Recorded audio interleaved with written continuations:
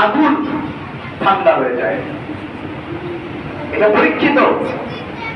আমরা জানি ইব্রাহিম আলাইহিস সালাতু ওয়াস সালামকে নমরুদের শক্তি যখন আগুনে নিক্ষেপ করেছিল, তখন পৃথিবীর কেউ ছিল না তাকে রক্ষা করবে।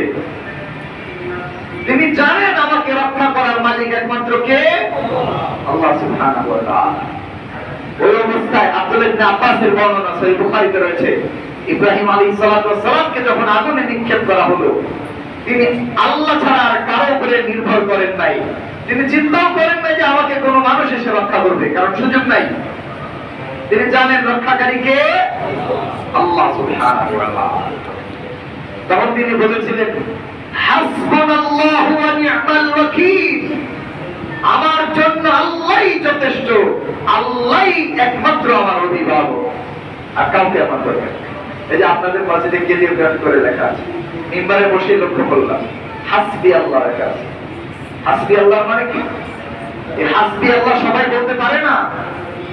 এটা বলার জন্য দৃঢ় বিশ্বাস দরকার।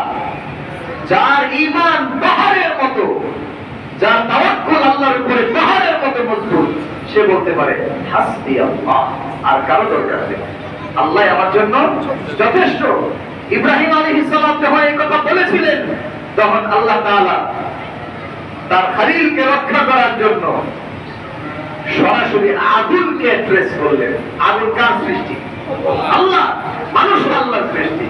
আল্লাহ তার সৃষ্টিকে বললেন, ইয়া নারু কুনি বারদান ওয়া সালামান আলা ইব্রাহিম। হে আগুন, ইব্রাহিমের জন্য তুমি ঠান্ডা হয়ে যাও, ঠান্ডা হও।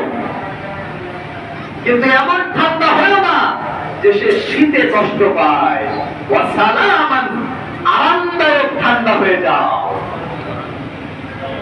আমার খালিল ইব্রাহিমের জন্য। তাই হয়েছে, আগুন ইব্রাহিমকে পুরাতে পারে নাই। যে আল্লাহর নির্দেশে ইব্রাহিম আলাইহিস সালাতু ওয়াস সালামের গভীর শক্ত মজবুত তাওয়াক্কুলের কারণে আগুন পানি হয়ে গেছে, সেই আল্লাহ সুবহানাহু ওয়া তাআলার ক্ষমতা এখনো আছে না নাই? এখনো উনি চাইলে আগুন ঠান্ডা হবে কি হবে না? হতে পারে, সবই হতে পারে। তো আজকের খুতবার আলোচ্য বিষয়টা এমন, আপনি যদি ওই রকম তাওয়াক্কুল করতে পারেন, আপনার জন্য আল্লাহ সুবহানাহু ওয়া তাআলা দুনিয়ার সকল মুশকিল আসান করে দেবেন। আপনার রিজিকের জন্য, জীবিকার জন্য আল্লাহ তাআলা যথেষ্ট হয়ে যাবে ইনশাআল্লাহ।